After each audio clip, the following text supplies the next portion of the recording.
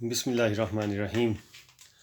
Students, ये हमारा macro economics का लेक्चर चल रहा है और इसमें हमने लास्ट टाइम शुरू किया था Keynesian economics, Keynesian school of thought को शुरू हमने किया था। और जेएम केन्स की 1936 में बुक आई थी, उसने पूरी दुनिया में तहलका मचा दिया था। और soon after the Great Depression that was started from 1929 to 1933, this book was proved as a revolutionary book क्योंकि इसने बहुत सारे इकोनॉमिस्ट के और इकोनॉमिक सिचुएशन को चेंज कर दिया था। खैर, हम इसको देखते हैं कि केन्जियन स्कूल ऑफ थॉट क्या है।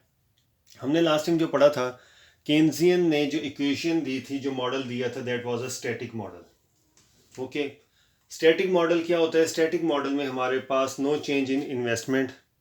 ऑब्वियसली जब इन्वेस्टमेंट में चेंज नहीं होगा तो नो चेंज इन कंजम्पशन, और कंजम्पशन में चेंज नहीं है तो no change in saving. Investment में चेंज नहीं है, कंजम्पशन में चेंज नहीं है, और इसी तरह सेविंग में चेंज नहीं है। This is a static model. But Keynes ने स्टैटिक मॉडल को कंपैरेटिव मॉडल में चेंज किया, कन्वर्ट किया। और इसका मतलब यह है कि change in income due to change in change in investment, change in investment में चेंज किया। इन्वेस्टमेंट में चेंज होने से इनकम में चेंज आया। इसका मतलब ये है कि y is the function of investment, y depends on investment. Okay, तो इस इक्वेशन का ये जो रेड में हाईलाइट की हुई है, इसका हम अगर डेरिवेटिव लें तो हमारे पास delta Y over delta I, that means D Y over D X, D Y over D I हमारे पास आ जाता है। और इसको हम लिखते हैं इक्वल टू के की। अब के क्या है? के हमारे पास मल्टीप्लायर कोफिशिएंट है। जी, मल्टीप्लायर क्या होता है? मल्टीप्लायर की सिंपल मल्टीप्लायर का कॉन्सेप्ट सबसे पहले आर एफ काहन ने दिया था। और एफ काहन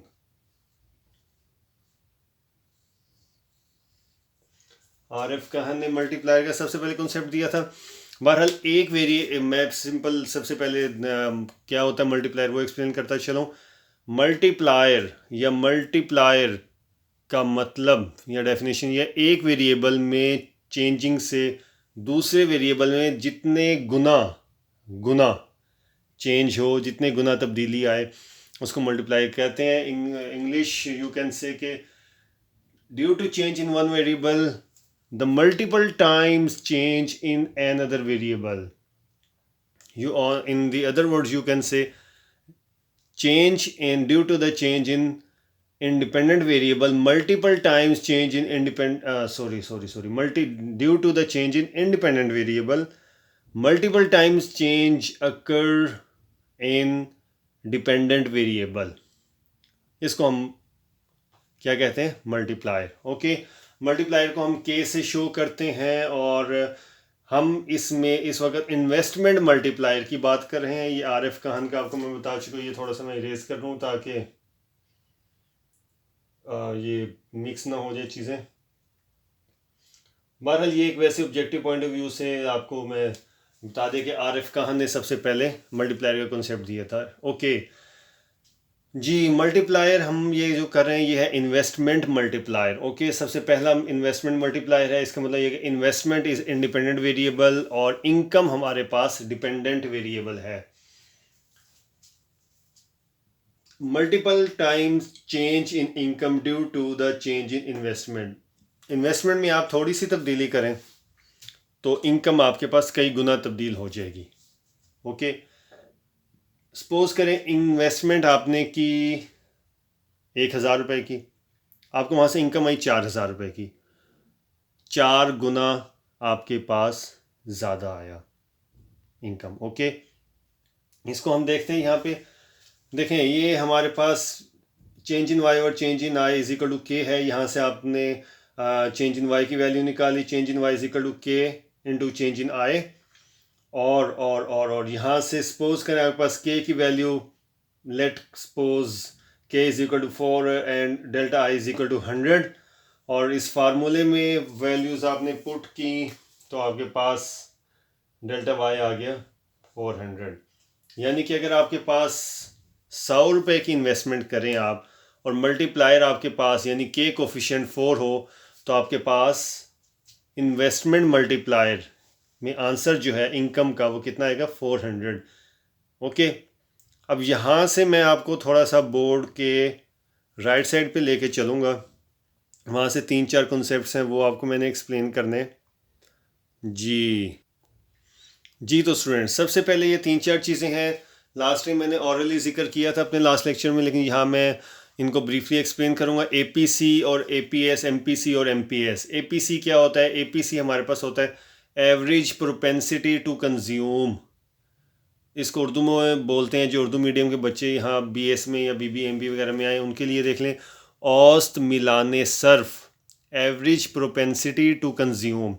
इसका सिंपल फार्मूला होता है सी और Y.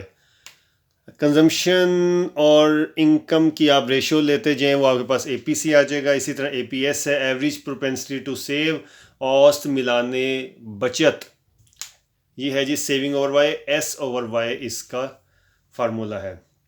Next is MPC and MPS.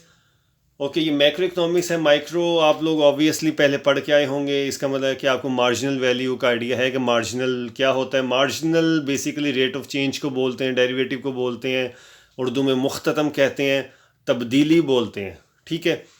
और ये एमपीसी होता है change in one variable due to the another variable. MPC marginal propensity to consume. MPC क्या होता है? Marginal propensity to consume. मुख्ततम मिलाने सर्फ, मुख्ततम मिलाने सर्फ जी। एमपीसी आपके पास है मुख्ततम मिलाने सर्फ। Change in C over change in Y, मतलब कि चेंज इन सी, ये सी में तब्दीली है, ये वाई में तब्दीली है। इतनी वाई में तब्दीली हुई है और इतनी सी में तब्दीली हुई है। इतनी वाई में तब्दीली हुई, इतनी सी में तब्दीली हुई। ये है डेल्टा वाई, ये है delta C. Okay, this is delta Y और दिस इज़ डेल्टा सी। इस तरह आपके पास कोई भी कर्व है उसमें आप ये रेशियो निकाल सकते हैं। ये एमपीसी है आपके पास, मार्जिनल प्रोपेंसिटी टू कंज्यूम। और लास्ट डायग्राम में हमारे पास है MPS, marginal propensity to save. Same formula, सिर्फ सी और एस का चेंज है।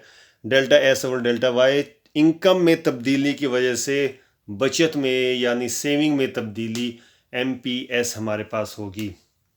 और ये सेम वही डायग्राम जो लास्ट लेक्चर में हमने की थी। इसमें आप ये देख लें कि ये डेल्टा वाई है, ये डेल्टा एस है, ये डेल्टा वाई है, ये डेल्टा एस है, ये डेल्टा वाई है, ये डेल्टा एस है।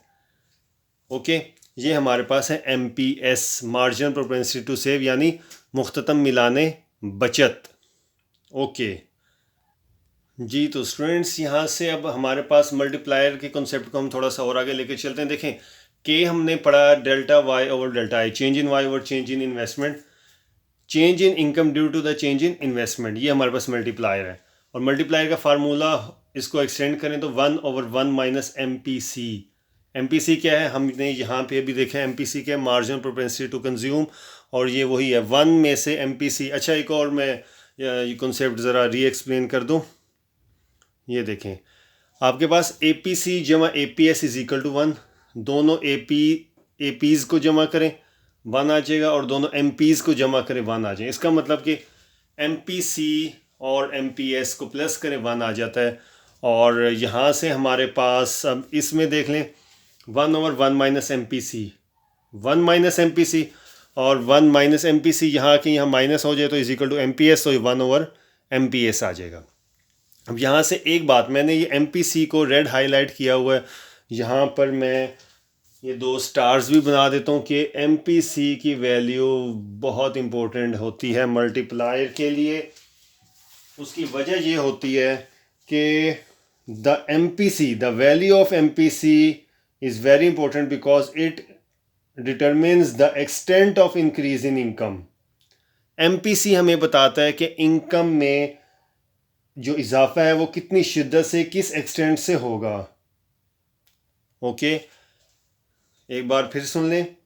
MPC determines the extent of increase in income as a result of increase in investment. Investment के इंक्रीज होने से, इन्वेस्टमेंट के देखें इन्वेस्टमेंट इंक्रीज हुई, इन्वेस्टमेंट में इंक्रीज होने से इनकम में जितने गुना इजाफा होगा, वो गुना कौन मेजर करता है, कौन डिटरमिन करता है, एमपीसी करता है। ठीक है, तो एमपीसी ज़्यादा होगा कम होगा, ये हम यहाँ से देखते हैं। देखें सपोज करें एमपीसी हमारे पास है 3/4 और चेंज इन इन्वेस्टमेंट यानी कि हमने इन्वेस्टमेंट की है 100 रुपये की। अब आप लोगों ने हमने जो भी यहाँ पे ये सवाल किया लास्ट में एग्जांपल की कि यहाँ पे हमारे पास K4 है, K4 कहाँ से आया था, K4 ऐसे आया था। देखें K सपोज करें हमारे पास MPC है 3/4, अब 3/4 है और इन्वेस्टमेंट हमारे पास हमने जो करनी है वो है 100 रुपीज़ की। तो K के फार्मूला में पुट करें 1/1 माइनस MPC है, MPC की वैल्यू पुट की 3/4 और ये 1/1/4 आ गया, तो K इज इक्वल टू 4 आ गया। अब ये हमारे पास K, यहाँ पे हमने ये K की वैल्यू पुट की 4 आ गया और इस फार्मूले में पुट की तो हमारे पास यहाँ से इनकम की वैल्यू आ चुकी थी, जो लास्ट अभी हम स्टार्ट में हमने ये की है। ओके, ये हमने यहाँ से K की वैल्यू निकाल के इस फार्मूले में पुट की तो हमारे पास चेंज इन Y 400 आया था। अब हम ज़रा मल्टीप्लायर के कॉन्सेप्ट को डायग्रामेटिकली देखते हैं जी। ओके स्टूडेंट्स, जैसा कि हमने ये देखा कि केन्जियन इकोनॉमिक्स या Keynesian school of thought national income equilibrium को 2 वे से एक्सप्लेन करता है, एक एग्रीगेट डिमांड और दूसरा एग्रीगेट सप्लाई। इन दोनों की डेरिवेशन हमने लास्ट लेक्चर में की थी। अब मैं आपको इन दोनों मेथड के ज़रिए क्या एक्सप्लेन करना, मल्टीप्लायर C+S इसको हम कहते हैं एग्रीगेट सप्लाई और C+I को एग्रीगेट डिमांड कहते हैं। ठीक है, ये हमारे पास एग्रीगेट सप्लाई और ये एग्रीगेट डिमांड है। सॉरी, कैमरे को एडजस्ट करना है। ओके जी, अच्छा ये आई अपोलोजाइज ये किस लिए कि थोड़ा सा ये लोकल सा और ट्रेडिशनल टेक्टिक्स यूज़ करते हुए ऑनलाइन क्लासेस के लिए ये वीडियोस अपलोड कर रहा हूँ। कोई हमारा बहुत हाई फाई स्टूडियो नहीं है और वो कोई स्टैंड नहीं है, कैमरा स्टैंड और DSLR नहीं है, इसलिए सेल फ़ोन से और एक सेल्फी स्टिक के ज़रिए हैंग करके खैर इसको एक अपने रूम को स्टूडियो बनाए हुए। और ये कंट्रोल्ड इन्वायरमेंट हो नहीं सकता क्योंकि अजानों के टाइम दाएं बाएं से अजाने की आवाज़ आती है, कभी बाहर व्हीकल्स की हॉर्न की आवाज़, तो खैर ये जो है ना एक्सटर्नलिटीज़ ये चलती रहती हैं। It's a part of life, इसको एंजॉय करना चाहिए। ठीक है, खैर जी पहला मेथड हमारे पास है एग्रीगेट डिमांड और एग्रीगेट सप्लाई का, और इसमें हमने लास्ट लेक्चर में ये कर्व्स ड्रॉ कर लिए। अब मैं इसको एक्सप्लेन नहीं करूँगा फर्दर, क्योंकि अगर आपने ये देखने हो समझने हो तो ये लास्ट मेरी वीडियो जो है केन्जियन इकनॉमिक्स की, केन्जियन स्कूल ऑफ थॉट की, वो आप उसमें देख सकते हैं। ओके जी, हमारे पास ये देखें, ये हमारे पास C+I है, ये C+S है। फर्स्ट इक्विलिब्रियम आपके पास यहाँ पे